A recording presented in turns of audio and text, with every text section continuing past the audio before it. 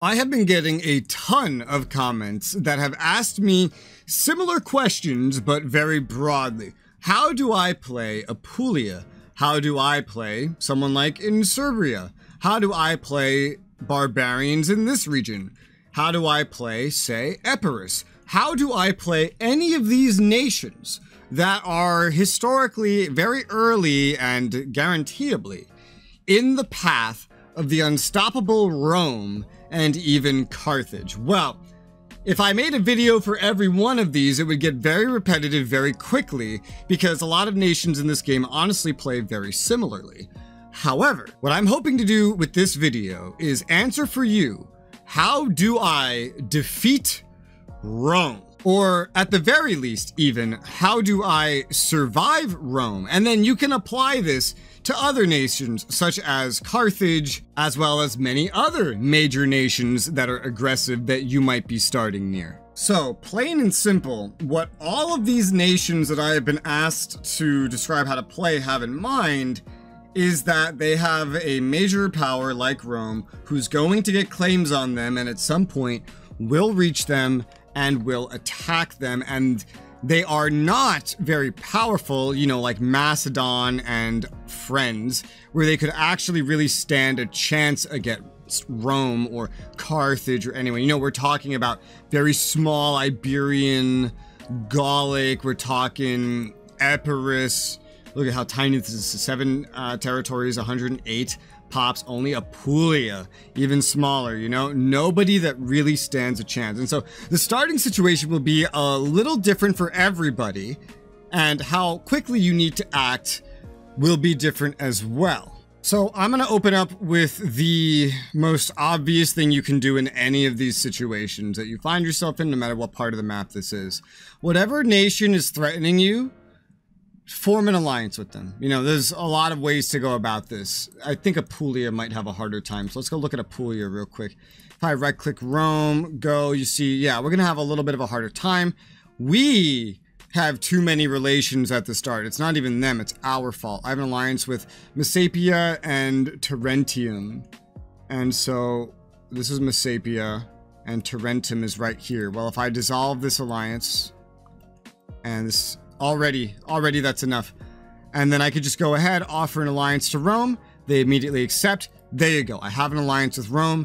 And for the most part, generally, this means Rome is going to leave me alone. You can apply this to anything and anyone. You know, Epirus to Rome, anybody else here to Rome, anybody here to Rome. And, you know, if you're someone like Massilia, then you don't need to worry as much because Rome goes into everything they go into at roughly the historical timing, because that's what the events and missions encourage them to do. So they'll try to claim southern Italia, maybe a little bit of like central, then they'll hop into Greece, and then they'll go north, you know, they'll go into Carthage, and then they'll keep going into, you know, the east. They'll jump into Iberia potentially around that point as well. Rome would go into Gaul last. You know, Carthage is going to mop up all of its puppets first, and then eventually work its way west, and then up Iberia. It won't really have the power capability to go into Rome usually, so it usually won't, and you won't really need to expect it to dogpile into Egypt or the Antigonid or Greece. They can be a little predictable due to the very mission-based incentives given to a lot of nations. And the more DLCs you have and the more you mod this game, the more predictable that's actually going to become. Rome and Carthage are just the most predictable because there's a free DLC that everybody has that kind of gives them these mission trees at the start. But you could give that to the Hellenic nations as well as some others. And if you mod it, some mods just add a fuck ton of these kinds of missions as well. With this information in mind, you know, that helps you realize someone like Apulia really needs to figure out what to do early on. Someone like Epirus shortly after that, but someone like Massilia actually has a lot of leeway. And now what government type you are, you know, if you're a tribal or not, can also determine whether or not Rome would want to keep you in their good graces, because they might turn on you later down the line. That's why this one, appeasing them may not be the best way to get around defeating the challenge of facing them. So now we're going to talk a little more specifically about how you can go around actually, hopefully, beating them in a fight. Now, if you're playing someone like Apulia or even Syracuse down here, or heck, even Epirus, someone very, very close to Rome, you have to act pretty much immediately. You have a couple of options for that. And the first option would be to go find an ally that you know Rome will attack early and help them dogpile on Rome, right? So like the Etruscans, potentially, but Rome will grow by the time they go after the Etruscans, or Samnium, because Samnium will be aided by Lucania, and this is the first war Rome fights. If you could beat Rome here, then that's pretty good. And if you want to know how to play the game in general, I suggest going, into the playlists below. I have tons of guides on how to play this game, how to run your military, work the economy, things like that. I don't want to go over all that in this video because I want to just show you strategies on all the nations I've been asked to go over dealing with this very similar situation.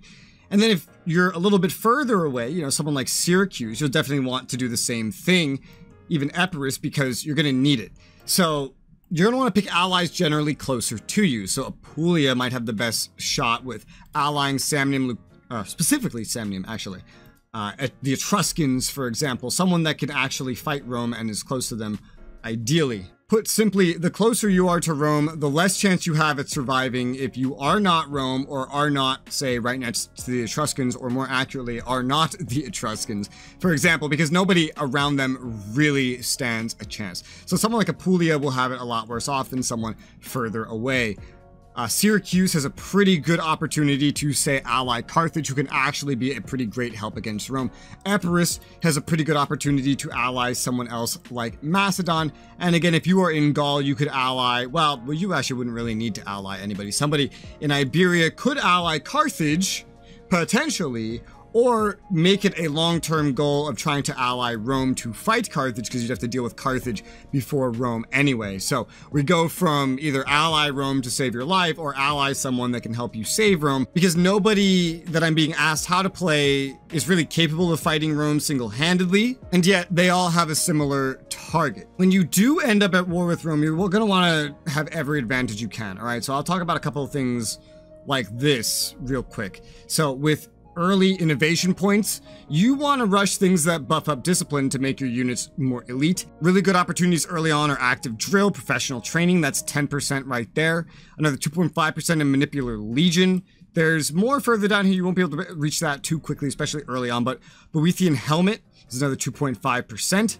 And that's just flat discipline that applies to pretty much all of your levies right there. And you can also need to make sure that you consider hiring mercenaries, because Rome starts out really powerful. They have something like 30 plus cohorts available to them in a levy, a good levy, at the start of the game. If you're Apulia, you're working with 7 cohorts from Magna Graecia, anything the AI can muster, any mercenaries you're going with. A nation like Syracuse, and especially the Etruscans, would be able to muster more, and someone that has more time to prepare would be able to muster more as well. But this is the kind of thing you want to focus early on. However, if that is not enough to overcome the challenge, don't forget about omens. You need to hopefully find omens that could maybe give you some more discipline as well. That would be a pretty good thing. There are usually some decent things for that. For example, right here, Heracles, active, 5.25% right now. Discipline, that's a way to get even more eliteness into your forces to stand a better chance against the enemy. Focus levies instead of legions this early on as well. Now, the first tactic of allying Rome and then, expanding and finding allies could be combined.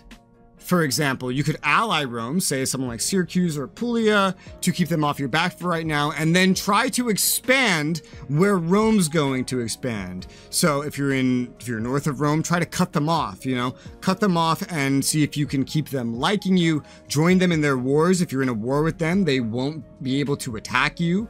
You don't have to help them. You could just join the war with them still. And then cut them off from their expansion with Apulia. See if you can cut them off down here as well. Stop them from jumping into Greece or getting any further down south. And same thing with Syracuse. Try not to let them on to Sicily proper. See if you can push onto the boot as well yourself. Maybe use them to help yourself get Carthage if possible. But be careful not to lose that alliance with them if you choose to combine these two tactics to set up a bigger, grander attack on them later, but this is a very good way to do it, especially the more chance you have to prepare. With these tactics in mind, if you are starting in Iberia, you'll want to get as far south as you can, like possible, as soon as possible, generally, in order to cut off Carthage. You don't need to worry about cutting off Rome and Gaul, because as I mentioned, Rome doesn't go until Gaul until much later. If you start in Gaul, you have all of Gaul to go through, Germania, Britannia, and Iberia, with the exception of where Carthage goes, to expand into, and that'd be pretty great.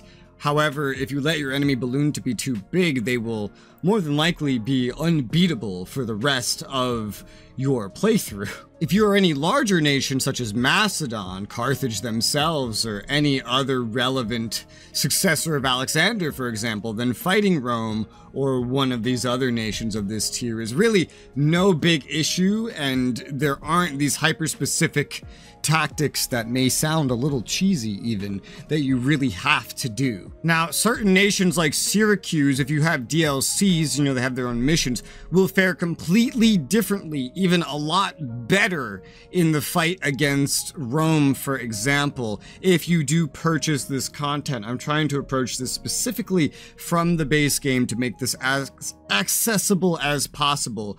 One harsh reality, though, is that a lot of these nations, without doing one of these two potentially cheesy things, will just simply die to someone like Rome, no matter what, unless the AI does something particularly stupid. By carefully managing your diplomacy and your path of conquest is really the only way you will stand a chance as any nation smaller than your nation of opposition that is in the path of your opposing nation's mission trail of war claims that they will work their way down. So, unfortunately, that's all I have to teach. This game is not actually that skill-based in situations like this, so this has a whole aspect of luck you have to work into these sorts of actions. However, I hope you did still find this helpful for understanding the game and the options available to you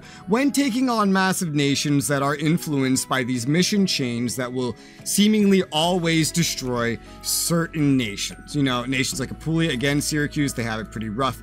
Epirus, you could at least try to stop the enemy from landing. You know, focus land units. You don't need a navy to beat Rome if you're landlocked with Rome. If you have any like hyper-specific questions, do feel free to ask those in the comments, however, and I will do my best to answer them. For now, though, thank you guys very much for watching, and I'll see you on another one.